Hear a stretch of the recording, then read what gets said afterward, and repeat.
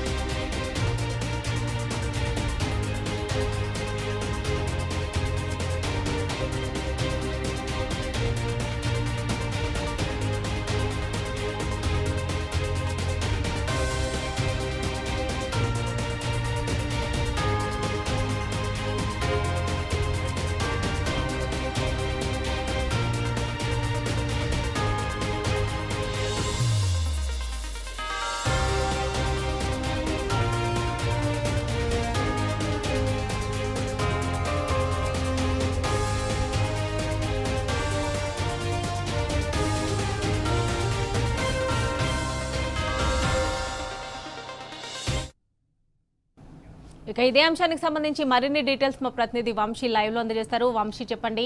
Party working president KTR పిలుపు మేరకు అన్ని జిల్లాల్లో నేతలు ఇవాల్టి నుంచి గురుకుల బాట కార్యక్రమాన్ని చేపట్టారు కదా, డీటెయిల్స్ ఏంటి?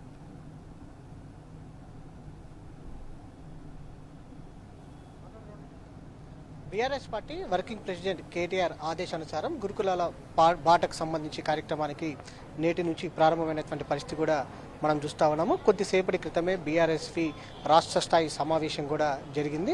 ఈ సమావేశంలో అటు ఆర్ఎస్ ప్రవీణ్ కుమార్తో పాటుగా బాల్కా సుమన్ కావచ్చు, దాంతో పాటుగా గెల్లు శ్రీనివాస్ యాదవ్ కావచ్చు, ఇతర నాయకులు కూడా పాల్గొన్నటువంటి సందర్భం కూడా మనం చూస్తూ ఉన్నాము. ప్రధానంగా గురుకులాల్లో జరుగుతున్నటువంటి మరణాలకు సంబంధించి కావచ్చు, దాంతో పాటుగా వివిధ పాఠశాలలో జరుగుతున్నటువంటి మరణాలకు సంబంధించి కావచ్చు, అటు గురుకులాల్లో ఏదైతే కావచ్చు, దాంతోపాటుగా ప్రభుత్వ పాఠశాలలో వివిధ ప్రభుత్వ పాఠశాలలో సమస్యలపైన పూర్తి స్థాయి నివేదికను తయారు చేసి అటు బీఆర్ఎస్ పార్టీ అధినేత కేసీఆర్ కావచ్చు, బీఆర్ఎస్ పార్టీ వర్కింగ్ ప్రెసిడెంట్ కేటీఆర్కు ఈ నివేదికను అందజేయనున్నారు. ప్రధానంగా ఇప్పటికే మనం చూస్తూ ఉన్నాము, రాష్ట్ర వ్యాప్తంగా ఉన్నటువంటి గురుకులాల్లో కావచ్చు, ప్రభుత్వ పాఠశాలలో అనేకమైనటువంటి సమస్యలు ఉన్నటువంటి పరిస్థితి కూడా మనందరికీ కూడా తెలిసిందే. గత 11 నెలల కాలంలో దాదాపుగా 50 మంది చిన్నారుల వరకు కూడా వివిధ కారణాలతోటి మరణించారు. అందులో ప్రధానమైనటువంటిది మానసిక సమస్యలతోటి ఆత్మహత్యలు చేసుకోవడం కావచ్చు, దాంతోపాటుగా ఫుడ్ పాయిజన్ కావడంతో కొంతమంది చనిపోవడం కావచ్చు, దాంతోపాటుగా పలువురు విద్యార్థులు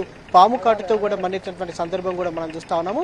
ప్రధానంగా ప్రభుత్వ పాఠశాలలో ఆహారం అందించడం విషయంలో రాష్ట్ర ప్రభుత్వం పూర్తి స్థాయిలో విఫలమైనటువంటి పరిస్థితి కూడా మనం చూస్తూ ఉన్నాము.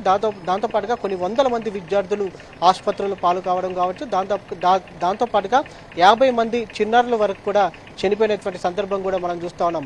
ఇలాంటి సందర్భంలో ప్రభుత్వాన్ని నిలదీయడానికి, దాంతోపాటుగా ఒక పూర్తి స్థాయి నివేదికను తయారు చేసి అటు అసెంబ్లీలో కూడా ఈ అంశాలను ప్రస్తావించడానికి కూడా అటు ప్రత్యేకమైనటువంటి కార్యక్రమాలను కూడా తీసుకున్నటువంటి సందర్భం కూడా మనకు కనిపిస్తోంది. మనతో పాటు మాట్లాడడానికి ఎర్రోల శ్రీనివాస్ గారు కూడా మనతో పాటు ఉన్నారు, బీఆర్ఎస్ పార్టీ నాయకులు.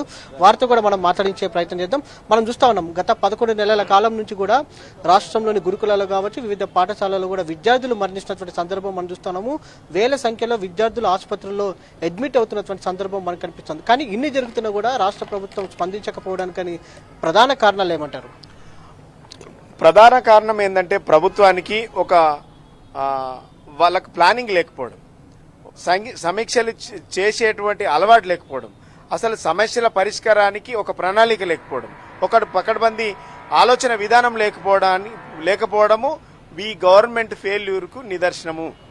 ఇలా 10 సంవత్సరాల నుంచి గురుకులాలు కానివ్వండి, సోషల్ వెల్ఫేర్ హాస్టల్లో కానివ్వండి, విద్యార్థుల తల్లిదండ్రులు మాకు గురుకులాలలో సీటు కావాలని అనేక సందర్భాలలో ప్రజాప్రతినిధుల వెంటబడి లెటర్లు రాయించుకొని వచ్చి అందులో సీటు పొందేటువంటి పరిస్థితి కొంత ప్రతిభావంతులైనటువంటి స్టూడెంట్స్. ఇలా ఈ విద్యా సంవత్సరంలో 100కి 20% సీట్లు మిగిలిపోయినాయి. అప్పుడేమో సీట్లు దొరకలేదు. మన బీఆర్ఎస్ హయాంలో సీట్లు దొరకని పరిస్థితి. ఈ కాంగ్రెస్ ప్రభుత్వ హయాంలో 20% సీట్లు గురుకులాలలో మిగిలిపోయినాయి.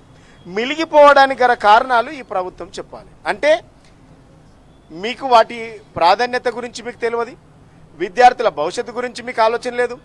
సంక్షేమ హాస్టల్లో చదివేటువంటి పేద బడుగు బలహీన వర్గాలకు నాణ్యమైనటువంటి చదువు అందించాలన్నటువంటి ఉద్దేశం ఈ ప్రభుత్వానికి లేదు అన్నదానికి ఒక ఉదాహరణ ఇవన్నీ కూడా. ఈ 10 నెలల కాలంలో కేసీఆర్ గారి హయాంలోనేమో 10 సంవత్సరాల తెలంగాణ కేసీఆర్ గారి హయాంలో గురుకులాల్లో చదివేటువంటి విద్యావంతులు లేకుంటే విద్యార్థులను, ప్రతిభావంతులైనటువంటి విద్యార్థులను ఎవరెస్ట్ శిఖరాన్ని అధిరోహిస్తే ఇలా కాంగ్రెస్ ప్రభుత్వ హయాంలో ఇలా ఈ గురుకుల సంక్షేమ హాస్టళ్ళన్నీ కూడా అధోపాతాలానికి పడిపోయినాయి.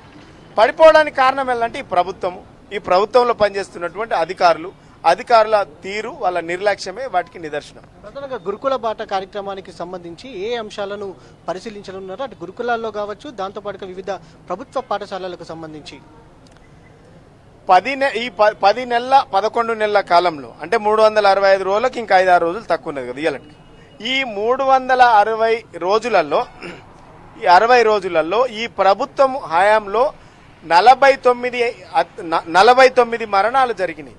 దాదాపుగా 24 ఆత్మహత్యలు జరిగినాయి. 916 మంది విద్యార్థులు అనారోగ్యం పాలై హాస్పిటల్లో పడ్డారు. ఇలా ఫుడ్ పాయిజన్ కావచ్చు, లేకుంటే విషాహారం తిని కావచ్చు, అశుభ్రంగా హాస్టల్స్ పెట్టడం కావచ్చు.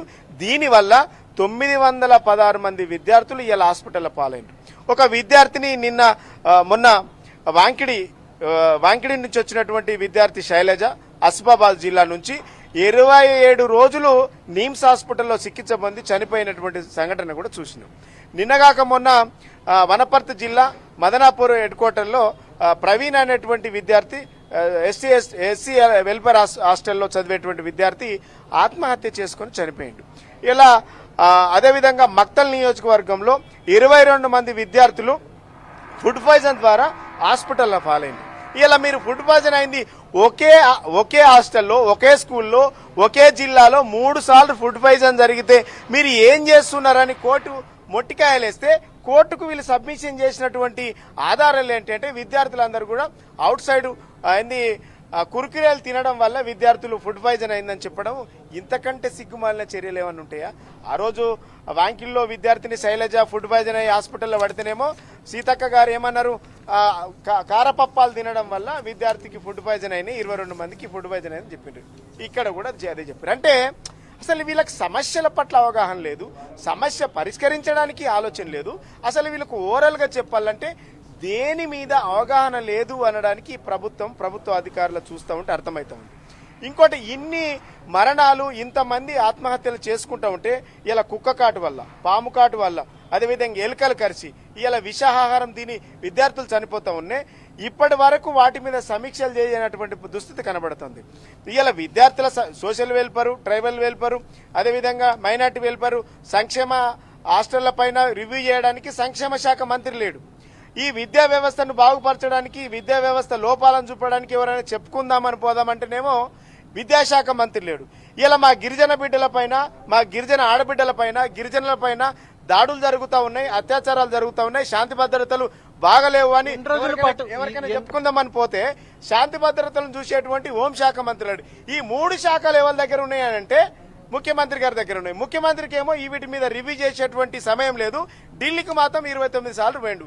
29 సార్లు అంటే 58 రోజులు. 58 రోజుల ఢిల్లీలో ఉంటాడు, ఇలా సంక్షేమ హాస్టళ్ల పైన రివ్యూలు చేయడానికి, విద్యార్థుల చావుల పట్ల రివ్యూలు చేయడానికి మాత్రం ఈ ప్రభుత్వం దగ్గర సమయం లేదు. ఇలా విద్యార్థుల చావులకు కారణం ఈ ప్రభుత్వమే అనడానికి ఇంకా ఇంతకన్నా నిదర్శనం ఏముంటది అంటున్నాం.